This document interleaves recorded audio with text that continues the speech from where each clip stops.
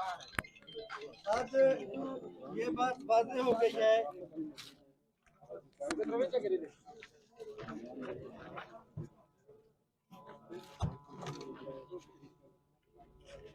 आज इमरान भाई की और उसकी टीम की आमद से ये बात वाज़ेह हो गई है कि जो नफरतों के बीच बोए जा रहे थे, मतलब पंजाबी, बलोची, पश्तून, मतलब आज वाज़ेह हो गया कि हम सब एक हैं। हम एक दूसरे के दुख और तकलीफ को बर्दाश्त करते हैं और महसूस करते हैं। इमरान भाई अपनी टीम के साथ तकरीबन कोई 3 हफ्तों से आप लोगों के लिए बलूचिस्तान के जो जिले सैलाब की वजह से मसरूफियात तर्क करके आप लोगों के लिए, आपको सपोर्ट करने के लिए, आपकी दोबारा बहाली के लिए अपनी पूरी कोशिश कर रहे हैं। पहले मरले में आज हम यहाँ पर 43 बंदों को जो है ना सामान देंगे। ध्रुव जो रास्ते की वजह से मसला था, इमरान भाई वहाँ नहीं जा सकते थे और यहाँ से भी सामान ले जाना मुश्किल था, वहाँ तौसा नजदीक पड़ जाता है और वो वहाँ पर इंशाल्लाह उनकी अरेंजमेंट करेंगे। बाकी मूसा खेल से लेकर अंदरकोट तक सब लोग को आज सामान मिल जाएगा।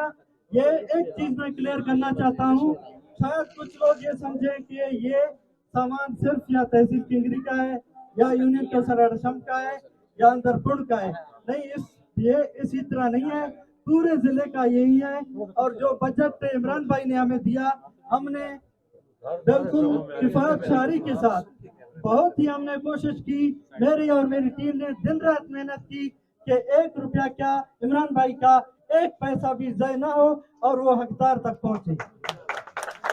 हम इंशाल्लाह नेक्स्ट स्टेज में भी इमरान भाई ने हमारे साथ वादा किया है, जो भाई हमारे रहते हैं बिल्कुल उनको भी हम सपोर्ट करेंगे और उनको भी घर बनाकर देंगे और माली इमदाद भी उनकी करेंगे, राशन भी देंगे। आप लोग नाराज ना हो जाएं इस बात से कि बस ये इमदाद थोड़ी बहुत हो गई खत्म हो गई। नहीं, इमरान भाई तब तक आप लोगों के साथ हैं, उनकी टीम, जब तक आप लोग मुकम्मल तौर पर बहाल नहीं होते।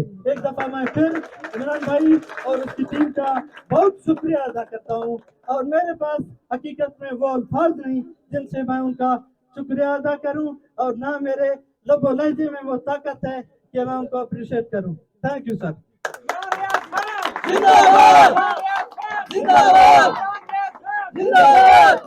अब मैं इमरान खान जिंदाबाद।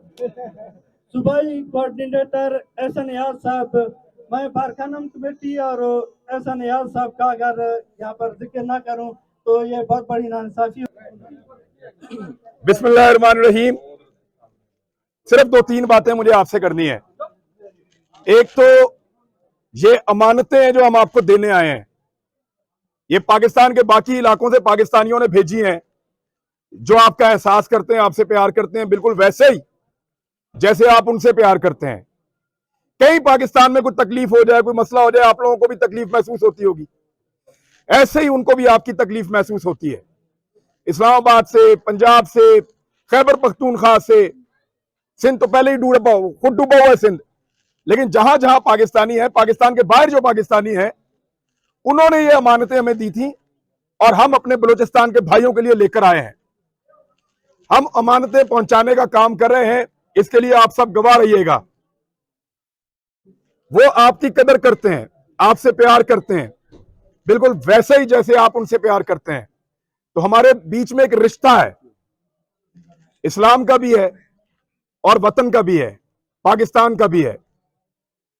ये सामने मेरे भाई बैठे हुए हैं, इनकी 2 बच्चियां जो हैं वो घर की छत गिरी और उनका इंतकाल हो गया। मुझे इनसे मुलाकात की, मुझे बहुत दुख हुआ। कच्ची छत थी, बारिश ज्यादा हो रही थी, वो गिरी और 2 बच्चियों का इंतकाल हो गया, 7 साल की बच्ची और 10 साल की बच्ची। ये हादसा आप लोगों के साथ पहली दफा नहीं हो रहा। कुछ चीजों को समझिए, उन्हें पहचानिए, अपने आप को पहचाने। आप अगर कमजोर पैदा होते हैं, आप अगर गरीब पैदा होते हैं, आप अगर मजबूर पैदा होते हैं, तो उसमें आपका कसूर नहीं है। लेकिन अगर आप कमजोर, गरीब और मजबूर मर जाते हैं तो फिर आपका कसूर है। पैदा होने पे तो आपका कसूर नहीं है, आप अमीर आदमी के घर में पैदा हो सकते हो, गरीब आदमी के घर में पैदा हो सकते हो, लेकिन ये आपकी चॉइस है कि आपने अपनी जिंदगी को कैसे गुजारना है। आप सबको जोर लगा के आगे बढ़ना चाहिए।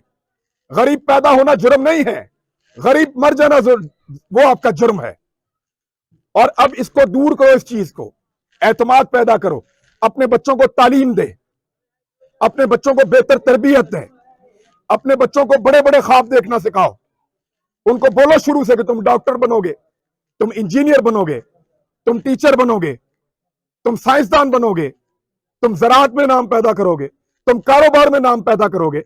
अपने बच्चों को बड़ा ख्वाब दिखाओ। गरीब पैदा होना क्या बात है, गरीब मरने के अंदर मसला है।